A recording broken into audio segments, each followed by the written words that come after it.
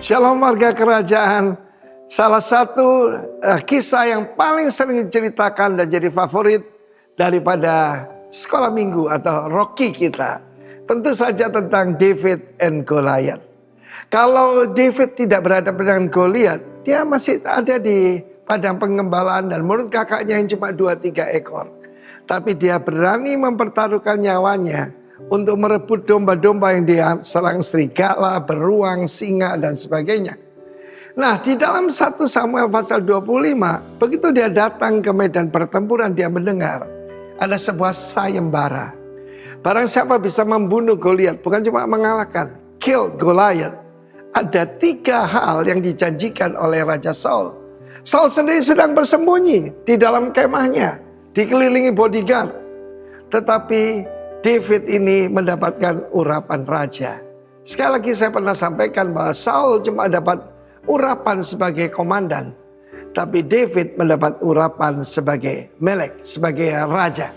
Dan 3 hal yang dijanjikan: pertama akan dapatkan great riches, gadol osir, kekayaan yang luar biasa. Yang kedua, great family, akan dinikahkan dengan putri dari Raja Saul. Raja Saul itu 1 kepala lebih tinggi daripada semua orang Israel rata-rata. Jadi berarti dia 180 ke atas. Karena rata-rata orang Israel tentu itu 160 begitulah. Tetapi saudara yang kasihan Tuhan, bukan cuma itu, keluarganya akan dibebaskan dari pajak di Israel.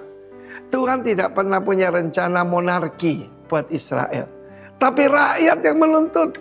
Dan kita tahu bagaimana Saul itu sebetulnya pilihan rakyat, saudara. Ya, demokrasi zaman dulu. Dan kita tahu apa yang terjadi. Tidak ada urapan, saudaraku. Saul itu mantan diurapi. Tapi David tidak profesional, cuma diurapi.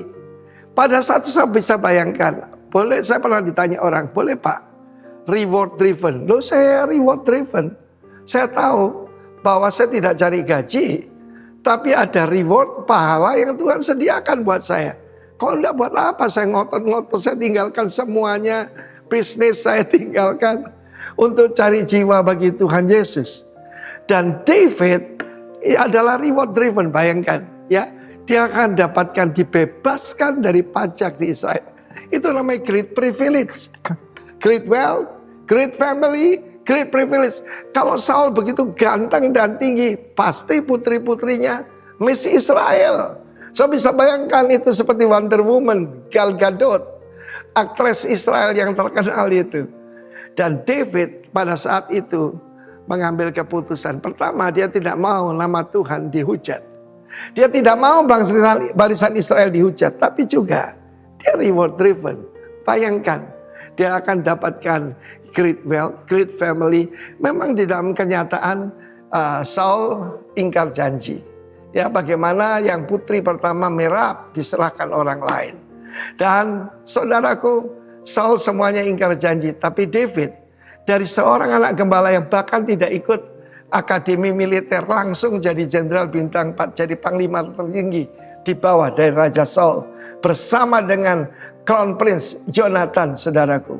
Karena itu saudara yang kasihan Tuhan, Tuhan memberikan yaitu mahkota. Tuhan menjanjikan nama yang baru. Tuhan memberikan yaitu begitu banyak pahala, saudara bisa lihat dalam seluruh perjanjian baru dan juga dalam kitab Wahyu. Barang siapa menang, dia akan jadikan sekolah guru di rumah Allahku.